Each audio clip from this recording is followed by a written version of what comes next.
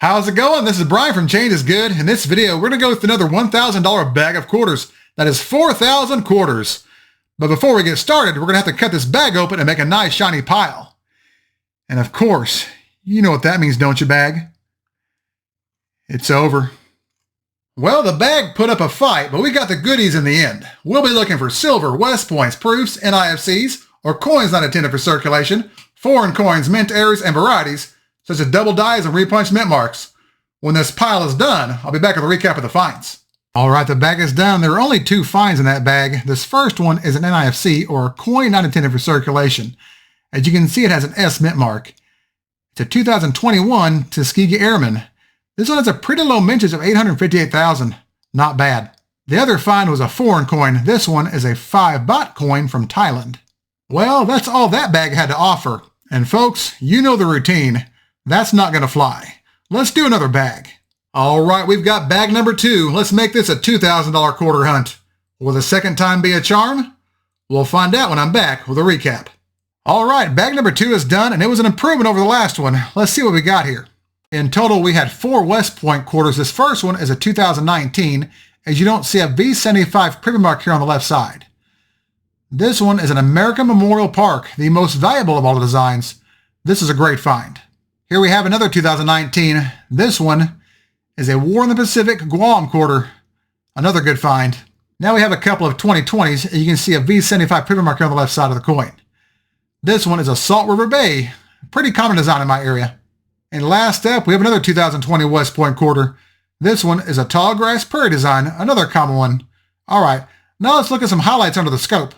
First up, we have a 2005P Kansas State quarter. As you can see, 5 letters here in the motto have been struck through grease, and they're very weak and hard to read. This is known as an ungodly rust error, but this one is a bit more extreme. These typically sell for around $5 on eBay. This one will probably be quite a bit more, probably $10 to $15 considering how many letters are missing.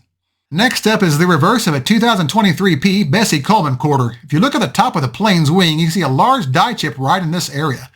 I found an example just like this one with the exact same die chip that sold for $5 on eBay recently, so it's a pretty good find. Up next is the reverse of a 1983P. If you look under the eagle's beak, you can see a die clash right in this area.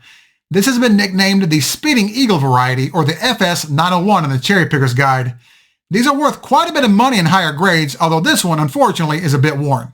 Now let's do some varieties. Here we have the reverse of a 2013P Mount Rushmore, South Dakota quarter. If you look at the bridge of the nose, you can see a large doubled area right here. This is one of several different DDRs you can find on VarietyVista.com or WexlersDoubleDie.com. Here we have the reverse of a 2013P Fort McHenry, Maryland quarter. If you look at the bottom of the bomb trails, you can see doubling along the right side, as well as on the left side down here in the windows above the archway. This is WDDR number 1 on WexlersDoubleDie.com, where it's considered a best of variety. Last up, we have the reverse of a 2016P Harper's Ferry, West Virginia quarter. If you look here at these central windows, you can see a small doubled area right here. This is one of over 160 different DDRs you can find on WexlersDoubleDie.com.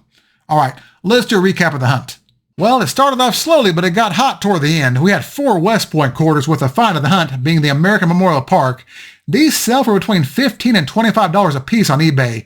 That's a great find. The other ones typically sell for around $10. We also have some decent mint errors and varieties. And as always, thank you all so much for watching. If you enjoyed this content and it made you want to rate a quarter pusher, give the video a thumbs up and subscribe. And if you have any feedback or questions about any of these finds, just leave me a comment and I'll get back with you as soon as I can. Thanks again, and remember, every coin has a story. And what's the most important part of a story? The 4 W's: the who, what, when, and where. I'll see y'all next time.